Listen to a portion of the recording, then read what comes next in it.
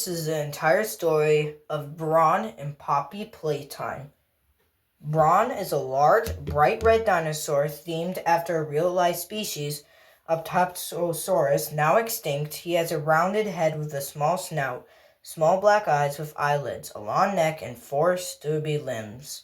His cheeks, neck, front, and underbelly are colored pale yellow to match his brightly colored body.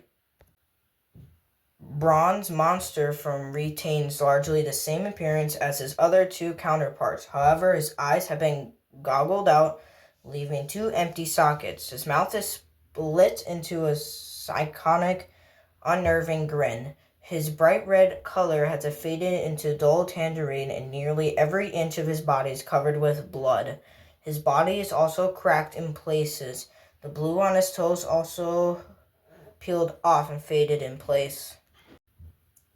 Bron is generally described as hardworking and fully committed to whatever goals he had set for himself, as he strictly allowed himself to only eat 4,000 calories daily. He's also presumed to be athletic and tough, being able to withstand tons of hard work every day. He also has a sense of humor, as he likes to make jokes and puns about dinosaurs. One of them jokes is about a dinosaur with one eye. However, the sense of humor quickly takes a darker turn, as he referring to himself as the scariest dinosaur in the last 2 voice lines of his cutout. Wanna hear a dino joke? Click once for the question, click again for the punchline. What do you call a dino with one eye? Do you think he saw us? What do you call a dinosaur who's a noisy sleeper? A Tyrannosaurus! What do you call the scariest dinosaur? Me! A restricted edited tape explains Bron's backstory and an incident that occurred in previously 1991, 6 months prior to the event. Thomas Clark, a 59-year-old Playtime full-time employee, was diagnosed with terminal lung cancer. After receiving the diagnosis, he willingly volunteered to be an experiment in Bigger Bodies initiative. The scientist placed his organs, eyes, and brain into a Bron toy, and he became known as Experiment 1199. However, he has severely disordered, not knowing where he was or what happened to him. When 1199 was introduced to the other experiments, they immediately knew he wasn't an orphan forced to be an experiment.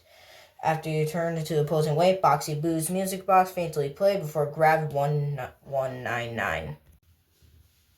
He devoured his voice box and thyroid before the research team intervened to stop them before killing him.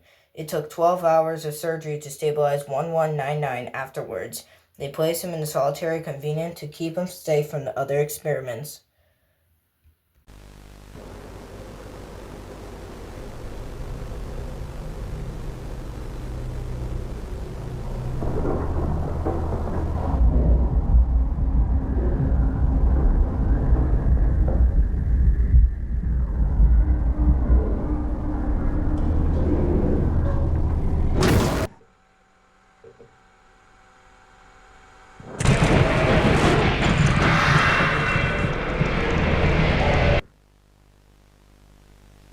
In Poppy Playtime Chapter 2, a large and withered version of him appears in the rejected room as an obstacle that the player needs to overcome in order to proceed. The player must power up a crane to take Bron off an elevator, as he is too heavy for it to go up. After doing so, you are able to return to musical memory, but corridor to the game is now blocked off by spider webs. Thank you for watching, everybody. Subscribe, and I will see you next time.